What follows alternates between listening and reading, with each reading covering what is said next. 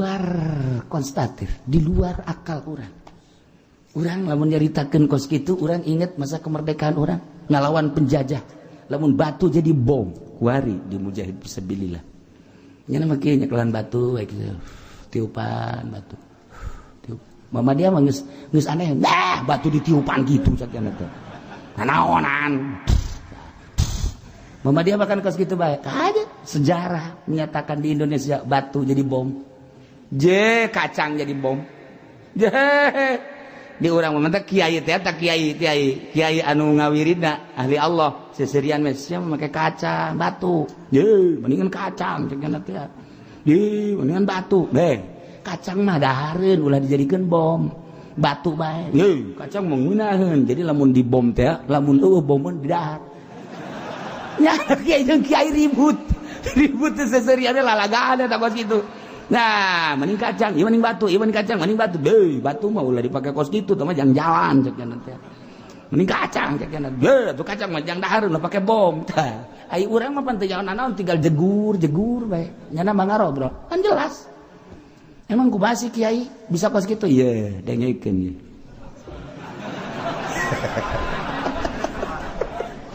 Ieu batu. Ku ahlina. Nyana kan terus-terusan tadarru ka Gusti Allah. Bacaan. Bismillahirrahmanirrahim. Walau mali teruskeun wae. Asusia direkam pan aing. Aja sia nurutan aing. Engke jadi bom deui. Tiupkeun. Wan niupna ge kitu pan. Eta kapan malaikat mau asup ka dinya. Tiup coba ku Haji Pendi. Jurig kan masukna. Jurig masukna. Kubati upanana, ieu malaikat asup. Kan urang bae ge kos kieu teh. Ieu kapan kaambekan ku malaikat. Kan malaikat aya di urang teh. Ieu dihuntu urang malaikat, di mata malaikat, di ceuri malaikat kabengan nu jelas. Ieu teh Raqib Atid. Kan malaikat. Kan malaikat teh ngambe kana napas urang. Ketika napas urang ka Allah seungit.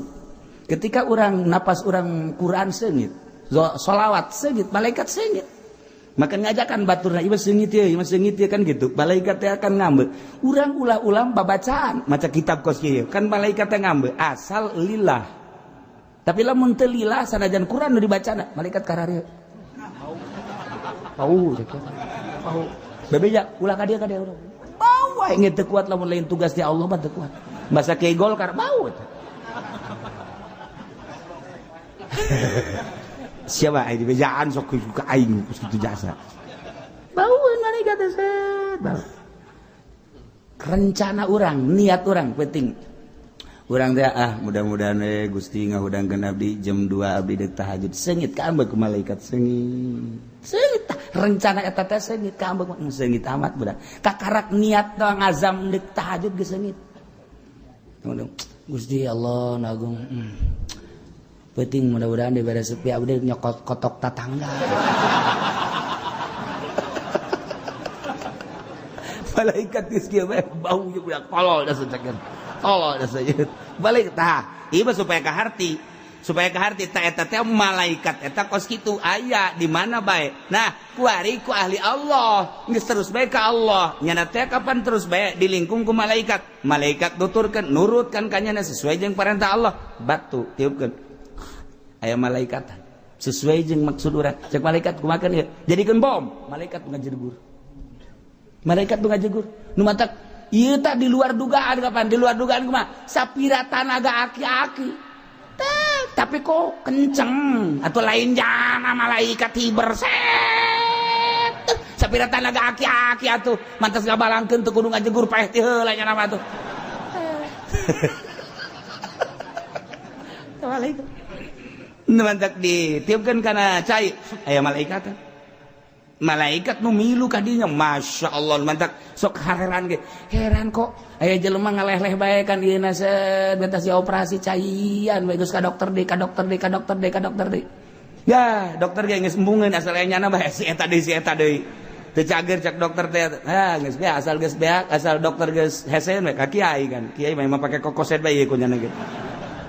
Aya kiai cenah geus ka dokter geus dicager-cager cenah ieu ngaleh-leh bae urut operasi nah. Foh. Dihidup. Kok garing? Nyana ge bingungeun urang Jakarta.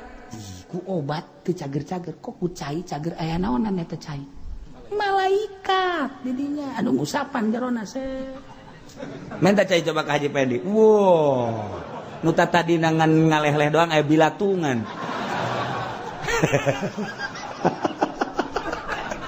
Ulah sambarangan satuap tiup lah sih ada. Bisa jadi bilatung bahaya. Tah. Ikrati wa bial ibadamu takidi minum usara wa minum duriju bidamin makana hadza jazai nasatu lakum an tukhlifuni bisuin fi zawi rahim. Tadi dia dek nyaritakeun tentang pengkhianatan manusia-manusia terhadap perjanjian-perjanjian manusia di alam arwah. Dina Al-Quran di dia dijelaskan wa idh akhadha rabbuka min bani Adam min zuhurihim wallahu a'lamu bimuradih wal-qur. Ingat anjeun Muhammad idh akhadha rabbuka waktu nangaluarkeun pangeran anjeun Muhammad min bani Adam mati bani Adam bapa ngaluarkeun anak bapa kolot ngaluarkeun bapa aki ngaluarkeun bapa kolot. Akhadha rabbuka min bani Adam min zuhurihim tina belikatna tina tonggongna ieu teh jadi badal min zuhurihim tina min bani Adam ngaluarkeun zurriyatihim anak incu turunan bapana ya nek mana ngaluarkeun anakna makolot ngaluarkeun emakna uyut ngaluarkeun nini bao ngaluarkeun uyut udeg-udeg ngaluarkeun bao siur ngadengakeun galeman ka ditu beres. 7 turunan da urang sok 7 turunan ada pernah kos kitu tah tuh. Jangan wareng segala rupa. Nah, itu dijelaskan di Al-Quran. Ingat Muhammad, ketika anak-anak Adam teh ngaluarkeun turunan-turunan anak-anakna. Wa asyhadahum ala anfusihim. Jin Allah geus nyaksikeun ka para turunan-turunan Kangjeng Nabi Adam ala anfusihim terhadap dirina. Ai kitu kumaha? Kieu baheula teh Gusti Allah teh ngadamel langit jeung bumi kemudian ngadamel Kangjeng Nabi Adam alaihi salam terus ngadamel seluruh anak incu Kangjeng Nabi Adam di alam arwah. Jadi kuari mah ieu teh tinggal ngalaksanakeun nu baheula geus didamel ku Gusti Allah di alam arwah teh tinggal dikaluarkeun sesuai jeung taun bulan minggu poe jeung jam detik menitna. Anu baheula nanti aya tulisanana mah jam moal kaluar kuari teh urang matak aya kuari ieu teh geus aya di alam arwah. Nu mantak ieu teh geus kanyahoan sabenerna mah kalobaanana manusia teh sabaraha jeung sabaraha deui. Kanyahoan ku saha? Ku Gusti Allah. Urang mah teu bisa nganyaho. Ngan paling ge dicaritakeun tanda-tanda tere kiamat sebab moal waka kiamat lamun roh masih keneh aya nu can turun. Kiamat teh di mana roh geus beak diturunkeun kabeh ka dunia kiamat. Satungtung roh can beak kabeh moal ka kiamat. Haji teh kiai eta kalau bakeneh wallahu alam sih guna nanya ka aing atuh.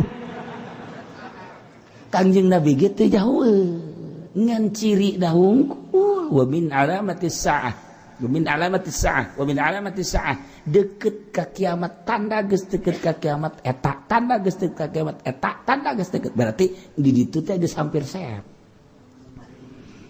stok ruh teh geus terebeak. Di antarana wa min alamati sa'ah tidak ciri kiamat kasratu waladiz zina loba anak zina ambalaya. Stereh berarti kuaris ambalaya zina. Di pakotaan teh ya dipresentasekeun 60% zararinah 40% teu. Iya kan ngeri urang ieu. Perzinahan komo geus aya HP mah. Perzinahan teh geus sejaritakeun mah. Jeung salaki di luar jeung salaki ka kantor nyana ngebel batur tek data masuk ka beres. Masyaallah. Geus puguh karyawan. Kasa karyawan kos itu mentama geus cocodot bikang jeung lalakina. Iya permainan jelema gede lain lalagaan. Di kantor salakina di imah kumaha nu kakula ceurik bae ge aya langsung ieu mah ceurik Kiai bagaimana saya tobat saya sekarang saya usia udah hampir tua emang kenapa ketika suami saya ke kantor PNS jana teh kemudian saya ngebel bahkan di antarana aya kiaian tah kula nya murid kakul wow deh ka kiai wow kula ka kiai mah jagun nomor rahasia lain cara di pendi lain rahasia. Siapa si anu aya kiai si anu belah mana orang kaler nyaho kula mentak mun kuari ka kabing aing nyaho kartuna sia aing hirup keneh bari hirup keneh pengakuannya anak aya gambar Masya Allah nyana ku hayang-hayangna tobat tuntun saya cek cenah teh beginilah kehidupan saya salakina di kantor kelas deh dan lain-lain sebagainya. Tah eta kan kahirupannya anak bae kos kitu, nya kiaina bae kos kitu. Kiai nu lain cenah kumaha? Atuh wallahu alam kiai nu lain mah eta mah kos kitu bae pokona. Ya meureun lain saurang nu kitu teh kan meureun. Atuh meureun termasuk kiai sia mah kos kitu ka aing goblok. Tuh. Masya Allah. Iya geus ku baca carita HP emang kumaha gitu. Cok carita HP. Tah HP Haji Pende bukaan sebagai. Coba buka.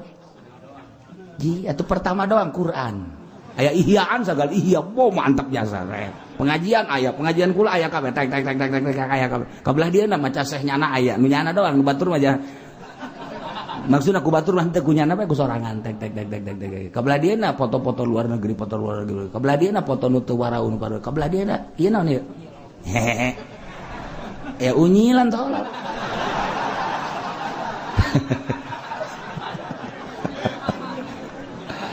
Masya Allah si hade alas lain lalagan nah wa ashhaduhum ala anfusihim dikaluarkeun ku Gusti Allah mimiti ngadamel Kangjeng Nabi Adam sanggeus ngadamel Kangjeng Nabi Adam innallaha khalaqa Adam sanyana Allah ngadamel Kangjeng Nabi Adam wa masaha ala dhahrihi diusap ku Gusti Allah ulah nyaritakeun kumaha ngusapna ieu mah carita hadis we tafwid ka Gusti Allah usapan Gusti Allah nu layak ka Gusti Allah Allah mah mukhalafal lil hawadis maka keluarlah turunan Kangjeng Nabi Adam keluar set wa amila bi amali ahlil jannah begitu keluar wastamalahu gitu begitu keluar wastamalahu Gusti Allah dijadikeun pagaweanana min ahlil jannah ahli surga wa wastamalahu bi amali ya'maluna bi amalil ahlil jannah keluar ieu turunan Kangjeng Nabi Adam anu ahli surga ya Allah diusap deui ku Gusti Allah Kangjeng Nabi Adam tonggongna set keluar deui wa masaha zahru keluar sak begitu keluar ieu mah min ahlin nar wa amila bi amali ahlin nar jana ngamalkeun ana teh pagawean ahli neraka bae ieu lah nu bakal jadi ahli neraka dua diusap ku Gusti Allah dua kali keluar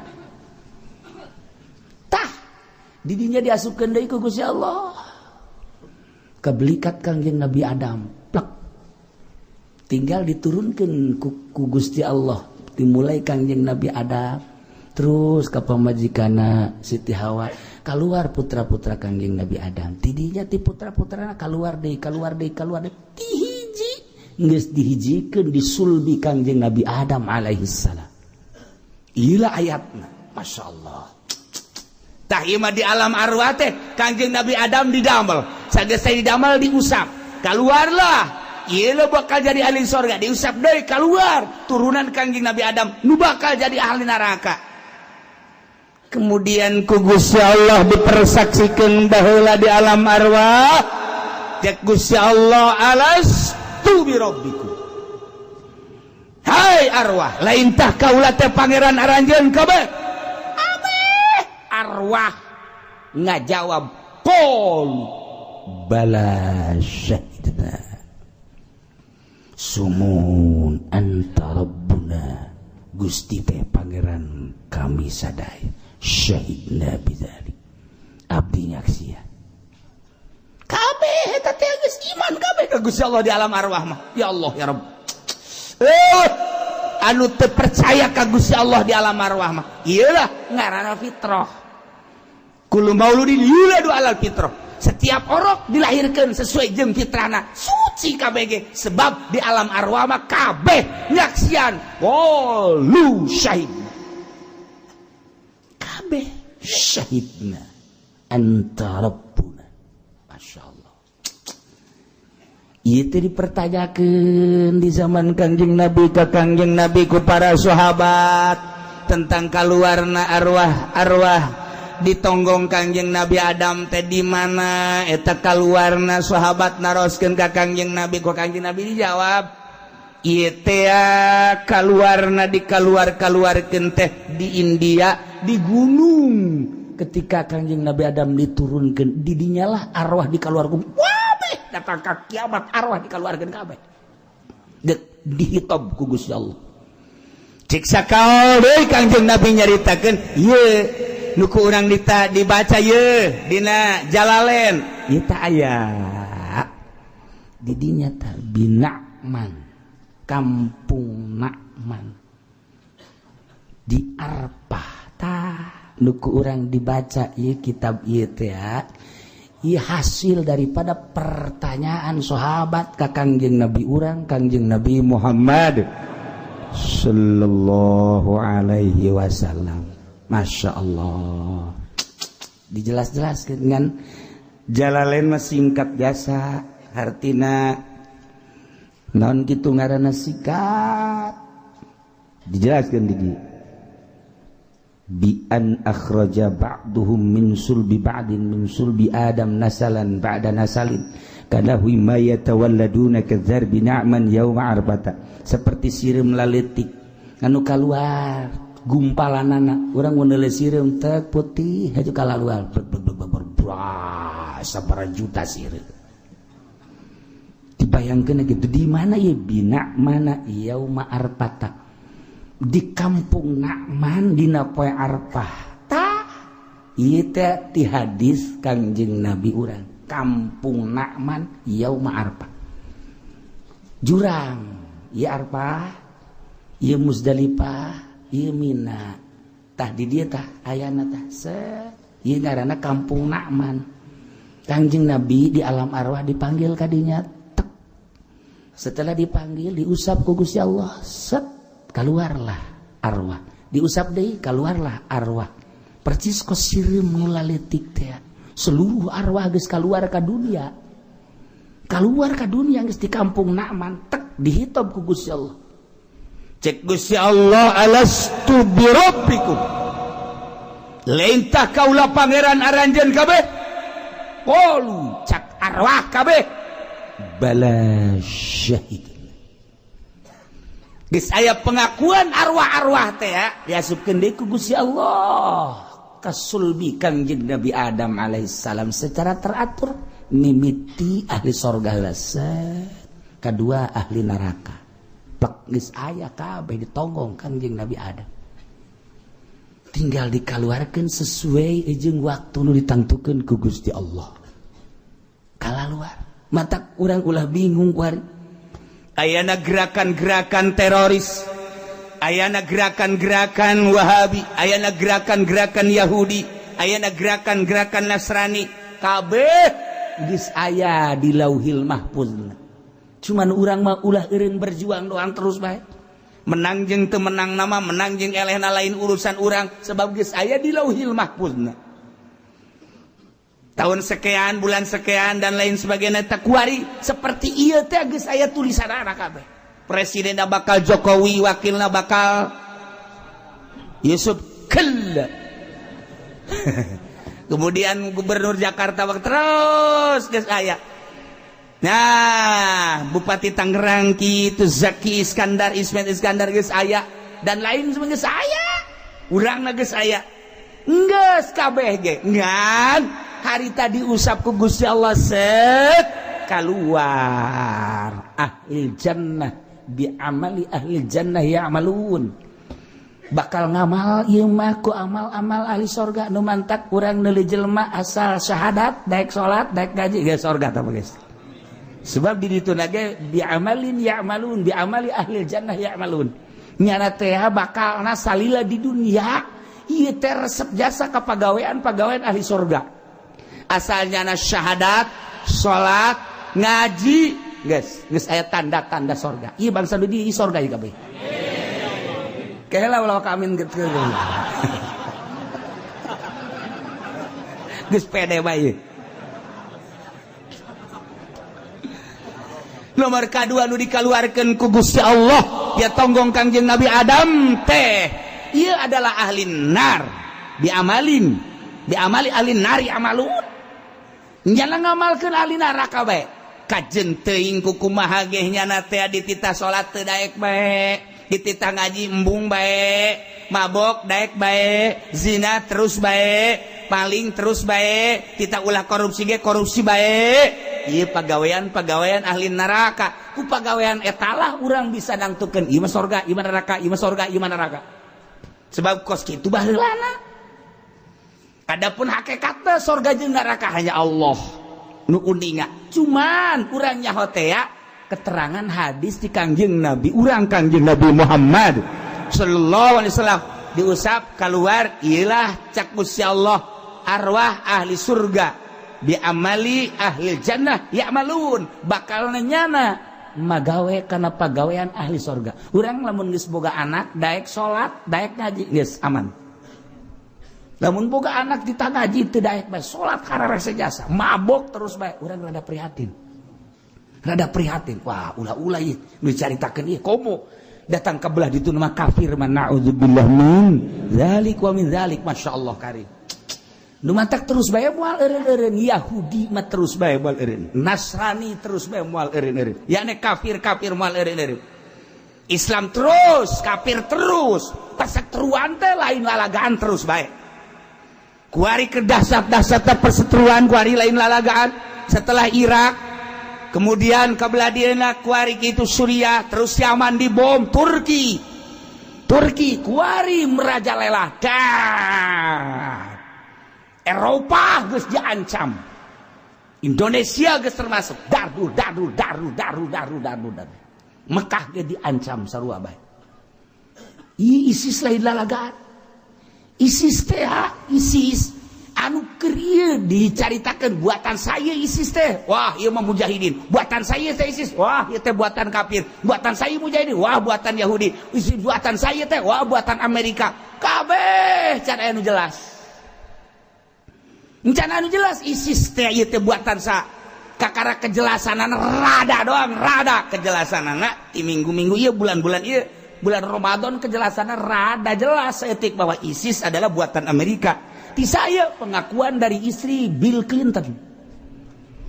Istri Bill Clinton menyatakan bahwa ISIS adalah buatan Amerika. Nyana orang Amerika, nyahoan nyana.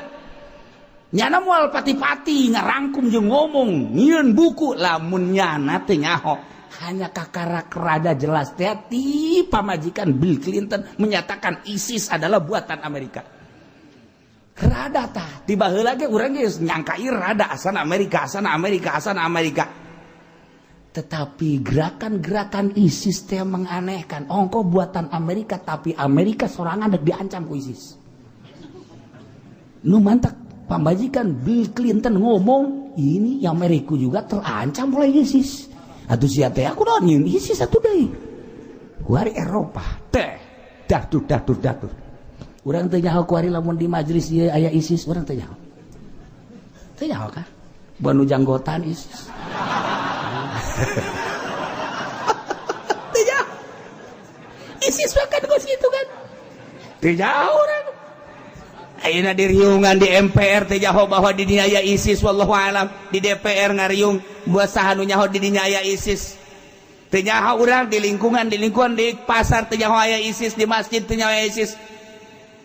Lamun di Moskow aya seorang imam tewak keur salat, ISIS kan salat berarti kan? ISIS salat, selesai salat imam dicekal tembak ceger bae kan? Kuari kan jadi masalah. Di India sabaraha kiai, sabaraha pejuang ISIS datang babarengan ngaji, tembak geus pugu di kafir mah, di polisi, di kedutaan Amerika, tur paeh lain saeutik. Ieu kapan di luar aturan, Amerika ge lain kitu heuy. Cekena lain kitu sia ieu nang nyieun aing henteu, geus pokona mah aing mah dibentuk geus deuk dardur aing wae. Bingung kan hari Amerika. Kepala ISIS teh, ketua ISIS teh kujada tewak, selesai cek jada teh ieu. Muncul deui ketua ISIS, kos mujahidin. Mujahidin makan jelas perang najana jeung Amerika. Nya nama memang bertekad selama hidup ini adalah perang, hidup untuk perang. Titik, beres, boga anak lalaki, seserian nya nama. Dididik perang mujahidin. Geus merambah mujahidin ke mana-mana. Emang di Indonesia mujahidin, emang di Malaysia mujahidin, emang di Thailand mujahidin, ambalaya. Ketika orang ingat poso, kiai ustad di pencitan set diragaji set sanu teu nyeri coba umat Islam sadunya nyahoeun kabeh. Urang-urang Indonesia nyaho kabeh. NU dekat itu dilarang. Komo NU mah emang geus aya di pamarentah. FPI dekat itu dilarang. Kabeh dekat itu dilarang. Kesulitan sedangkan unggal poe bergelimpangan puluhan ratusan umat Islam di poso teh. Kunaon col mujahid fisabilillah asup kadinya. Aduh hantem jeung nyana. Polisi tinggal polisi deh. Tentara tinggal tentara deh. Aku tandingannya cak mujahid fisabilillah. Ha, Kristen nu mana tembak. Wah, teu bisa ditembak make naon? Ayo set. Aduh terus eureun kan. Urang teu ngadengekan di poso teh aya sesuatu. Mujahid muncul kadinya di Afghanistan. Tapi KTP-na urang gelam. Mujahid di Afghanistan bener lain lalagaan tapi KTP-na Cikupa, tapi KTP-na Serang. Tapi KTP-na je bingung kan orang Indonesia ge begitu ditinggali ku Intel je mah KTP-na orang Indonesia padahal mujahid fisabilillah membingungkan. Tetapi reda kan tanpa nyana terus bergelimpangan. Mungkin terus ka dieu. Maluku kunyana kapan geus diaku tetapi aya mujahid fisabilillah. Ayo sia. Sabaraha jenderal, sabaraha tentara, sabaraha polisi anu ngamankeun tembak bae ku mujahid fisabilillah. Sebab ieu nu ngacokeun cek jada teh aman ku hari alhamdulillah. Bari geus puluhan mungkin ratusan tentara ngadu jeung mujahid fisabilillah. Di satu sisi urang embung aya mujahid fisabilillah di dinya sebab negara urang aman. Di urang aman aya di poso.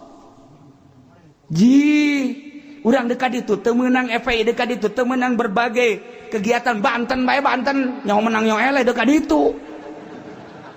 Awas dia ku ngaing, woi ngaingna mau gede. Tapi kan teu meunang. Tapi ulah dikira Banten teh dunia asupna ulah lalagaan. Dunia orang Belanda lebih akrab dengan Banten dibanding dengan Jakarta. Tenaran Banten dibandingkan jeung Indonesia. Keur kula ka Belanda ge heran. Tuh, memang wah bae. Banten mah boga sejarah, masya Allah. Turun ti Afghanistan ka dieu, turun ti Uzbekistan ka dieu, turun ti Yaman ka dieu, Banten. Timbul Wali Sanga, urang gitu, turun teh di Banten, turun teh di Ampel. Turun di Cirebon. Lebih tenar Banten, lebih tenar Surabaya, lebih tenar Cirebon dibanding jeung Jakarta. ulah dikira Banten teh urang Banten mah teu salat dia teu terang ditanda salat mah kajen teh mah urusan aing jeung Allah cakena teh mah tapi urusan ditembak aing jeung sia tolol urang Banten mah goblok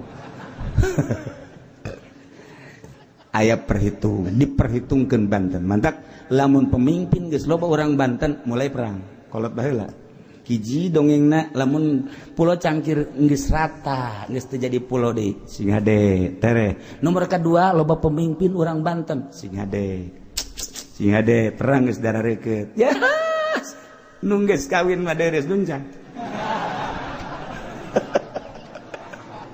tah ieu nya masyaallah taya dunia iya kuari teh urang lamun nyaritakeun ISIS asa sararieun tapi di sisi lain mun eueuh ISIS kafir merajalela urang lamun nyaritakeun teroris aing sararieun amat teroris mujahidin kus-kus kitu amat sih nyieunkeun tanpa mujahid poso terus-terusan keur carita di urang bae dunia cerita dunia terus-terusan Amerika terus-terusan Yahudi tapi ku mujahid sieun Yahudi sieun nya nama bisa nyeun senjata sorangan ditembak deuk ngebul pae atuh aya mah pae sia mah yang ulah pae burung hae biasa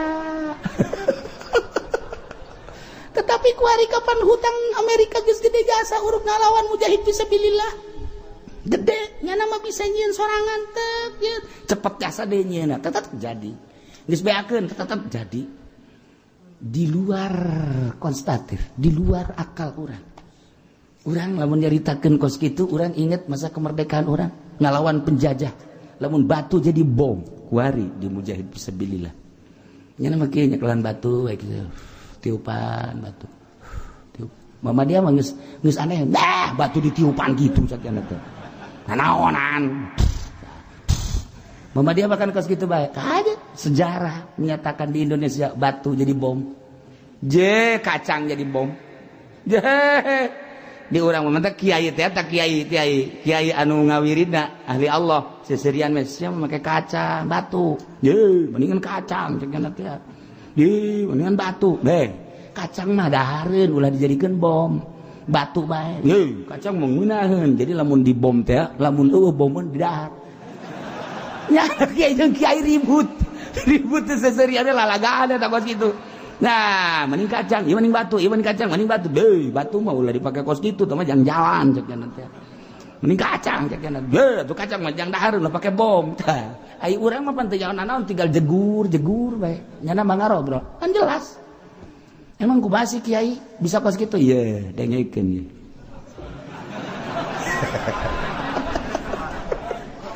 ieu batu ku ahlina nyana kan terus-terusan tadarruk ka Gusti Allah bacaan bismillahirrahmanirrahim walau mali teruskeun wae asusia direkam pan aing aja sia nurutan aing engke jadi bom deui tiupkeun wan tiupna ge kitu pan eta kapan malaikat mau asup ka dinya tiup coba ku Haji Pedi jurig kan masukna jurig masukna ku bati upanana ieu malaikat dan asup an urang bae ge kos ieu teh ieu kapan kaambekeun ku malaikat kan malaikat aya di urang teh ieu dihuntu urang malaikat di mata malaikat di ceuri malaikat kabengan nu jelas ieu teh raqib atid kan malaikat teh ngambeuk kana napas urang ketika napas urang ka Allah seungit ketika urang napas urang Quran seungit sholawat seungit malaikat seungit maka ngajakan baturna ieu seungit ieu kan gitu malaikat teh akan ngambeuk urang ulah-ulah babacaan maca kitab kos ieu kan malaikat teh ngambeuk asal lillah tapi lamun teu lillah sanajan Quran nu dibacana malaikat karareu pau bebeja ulah ka dia urang bau wae teu kuat lamun lain tugas ti Allah mah teu kuat bahasa Kiai Golkar bau siapa ai dibejaan sok ka aing kitu jasa bau malaikat teh rencana urang niat urang penting urang teh mudah-mudahan Gusti ngahudangkeun abdi jam 2 abdi deuk tahajud seungit ka ambek ku malaikat seungit rencana eta teh seungit ka ambek seungit amat budak kakarak niat doang ngazam deuk tahajud geus seungit Gusti Allah nagung penting mudah-mudahan dibere sepi abdi nyokot kotok tatangga malaikat geus kieu bae bau jeung budak tolol da sacekeun tolol da sajeut balik tah ieu mah supaya kaharti ta eta teh malaikat eta kos kitu aya di mana bae nah kuari ku ahli Allah geus terus bae ka Allah nyana teh kapan terus bae dilingkung ku malaikat nuturkeun nurutkan ka nyana sesuai jeung perintah Allah batu tiupkeun aya malaikat sesuai jeung maksud urang cek malaikat kumakeun ieu jadikeun bom malaikat ngajegur nu matak ieu tak di luar dugaan kapan di luar dugaan kumaha sapira tanaga aki-aki tapi kok kenceng atau lain jana malaikat hiber set sapira tanaga aki-aki atuh mantas ngabalangkeun teu kudu ngajegur paeh ti heula nya nama atuh malaikat nu mantak ditiupkeun kana cai aya malaikat nu milu ka dinya masyaallah mantak sok heran ge heran kok aya jelema ngaleh-leh bae kan ieu na set beta si operasi caian we geus ka dokter deui ya dokter ge geus embungeun asal aya nyana bae si eta deui teu cager cak dokter teh geus beak asal dokter geus hesen we ka kiai kan kiai mah make kokoset bae ieu ku nyana ge aya kiai cenah geus ka dokter geus teu cager-cager cenah ieu ngaleh-leh bae urut operasi na dihidup kok garing nyana ge bingungeun urang Jakarta ku obat teu cager-cager kok ku cai cager aya naonan eta cai malaikat didinya anu ngusapan jerona minta cai coba ka Haji Pendi wow nu tadi nangan ngaleh-leh doang aya bilatungan ulah sabarangan satuap tiup lah sih ada mesti jadi bilatung bahaya tah ieu keur carita ka mana sih carita arwah kita di kampung Naman terus diasup-asupkeun deui ku Gusti Allah ieu ahli surga diasupkeun set ieu ahli neraka diasupkeun deui engke dikaluarkeun set tah waktu Allah ngakhitab alastu bi rabbikum roh geus dikaluarkeun ka dunya roh geus dikaluarkeun di lembah Na'man yauma Arfah nah atawa di India nah ieu teh diasupkeun deui set ku ari turun sesuai jeung baheula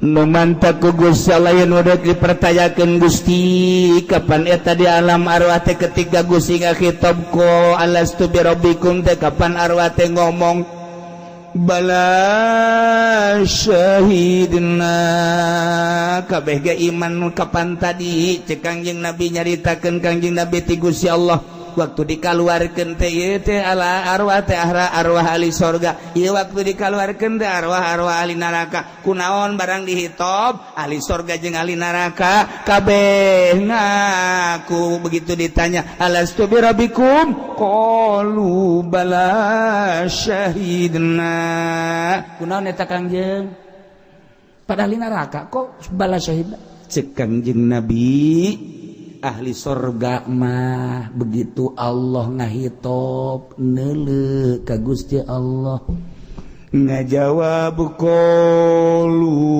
bala syahidna eta teh dengan hati anu lemah lembut lantaran aya rahmat Allah ari ahli neraka mah begitu neuleuh Allah teh teu percaya ka Allah ngan sieun ka Allah di alam arwah nyana geus teu percaya ka Allah padahal mah nangieun Allah ngan kulantaran Allah mau buagah nyana sieun geus dihareupeun Allah maca begitu ditanya alastu birabbikum nyana ku sieun doang ka Allah bala syahidna sieun doang padahal mah teu iman mentak datang ke kuaris terus gitu masya Allah karim ieu mah hanya carita asalna urang mah tinggal bersyukur bae ka Gusti Allah Subhanahu wa taala Urang dijadikan ahli tanda ahli sorgana urang geus aya syahadat, kemudian orang ibadah salat puasa zakat bahkan haji, kemudian orang ngaji eta teh tadi teh bi amali ahlil jannah ya'maluna tanda bakal ahli sorga. Numan takieu Gusti Allah ngaisyadkeun wa asyhadahum ala anfusihim maksudna an taqulu yaumal qiyamah inna kunna an hadza ghafilin. Engke kan kiamat sanggeusna kiamat engke urang kumpul kabeh di mahsyar.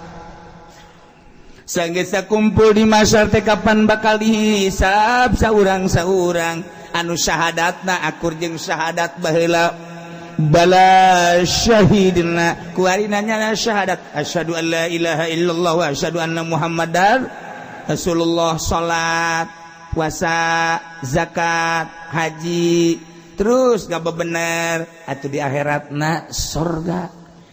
Eta kabeh kafir-kafir Yahudi Nasrani Hindu Buddha munafik musyrikin leuleul ka salarga kabeh nyana kapan ieu hiri ku itu maka salarga ai kami teh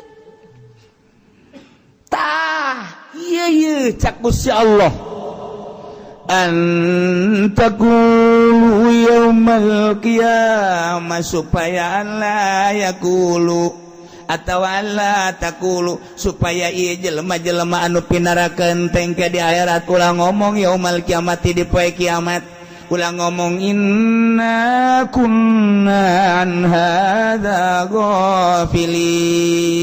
Begitu nareuleuh jelema digiring ka sorga timbang sorga aya anu teu dihisab dibreng ka sorga. Ai manehanana geus disadiakeun neraka. Nah begitu dek neraka nyana embung ulah datang ka embung cak Gusti Allah sebab baheula di alam arwah geus syahadah kabeh bala syahid di yaumul kiamah ulah ngaromong deui nyana bahwa kami teh inna kami kabehan kuna an hadza ghafilin kami teh poho tina nauhidkeun ka Allah sehingga kami teu nyaho sugan teh mah pangeran teh lain Allah horeng Allah tanyana cuci tangan Gusti kami teh poho ulah datang ka ngomong kitu sia sebab aing geus ngutus rasul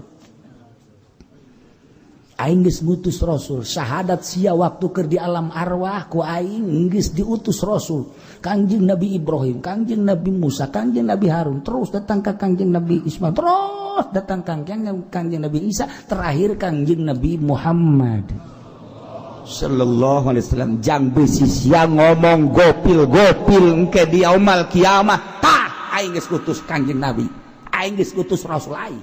Gopil sia cak Gusti Allah. Artinya eta para kafirin teh Yahudi munafikin Nasrani kabeh ngomong Gusti kami teh ulah disiksa tuh lantaran inna kulan hadza ghafilin kami teh pohoan tina nauhidkeun ka Gusti syahadah kami waktu di alam arwah ku kami teh dipetakeun waktu di alam dunia poho cak Gusti Allah emang aing teu ngirim nabi. Ayo jawab sia. Nabi teh geus paeh Gusti geus maot Nabi Muhammad kami mah geus teu aya nabi. Emang aing teu ngutus para mazhab. Kami mah lain di zaman eta Gusti tahun 2015. Aing emang teu ngutus Haji Pudoli. Cicing nyana. Kapirin. Kula nyaho ka Haji Pudoli ngan mah ceramahna sok hayang dibayar bae. Urusan bayaran sama lain deui cakap bisa Allah tama. Urusan lain deui tama urusan nyana tama. Tapi kan caritana bener kan? Bener sih cenah. Utusan-utusan lain lalagaan ku ari brong di Pandeglang sabaraha kiai, di Serang sabaraha kiai, Tangerang sabaraha kiai, di Jakarta ge sabaraha kiai. Kadege ku sia tiap zaman aing ngutus penerus Nabi aing warasatul anbiya. Henteu kunaon sia henteu eueuh di HP sia sok nonton TV henteu osok aya saha di TV aya ibu dedeh.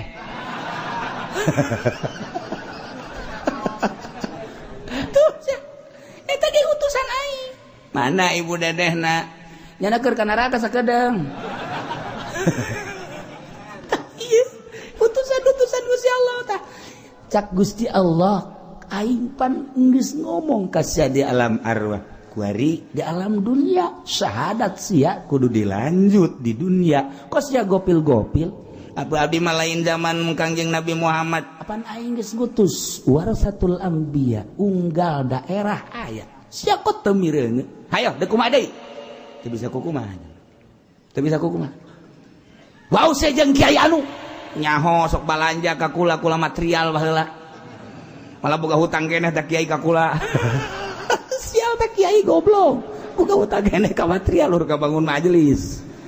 Aduh. Tah, iya. Kiai besok derek ngahutang derek mayar tolol teh kiai. Di ditu di Lampung lain di dieu. Tah ieu. Geus teu bisa kukumaha, teu bisa ngomong. Nah, nu mantap, ieu teh isyada Allah taqulu yaumal qiyamah inna kunna an hadza ulah sampikeun ka ngomong kula poho Gusti, sampikeun ka abdi henteu percaya ka Gusti, ulah datang ka ngomong kitu aing geus nyieun utusan-utusan di setiap zaman terus bae. Pahir muncul ieu, pahir muncul ieu, pahir muncul ieu. Ayo sia. Tuh, cenah teh mah kiai na teu bener. Deuk bener teh urusan kiai, tapi ngomongna mah pan Muhammad bener teu? Heuh sih. Mata ke sia, itu urusan kiai mah teh urusan aing geus mah teh. Can yang ka neraka mal kebal nya mah geus lah pokona. Tapi sia, sia teu iman ieu tah. Ayo, co. Teu bisa ngomong kukumaha. Kahiji, nomor kadua. Ayaqulu innama asyraka abauna min qabl wa kunna dzurriyyatan min ba'dihim afatuhlikuna bima fa'alal mubtilun wa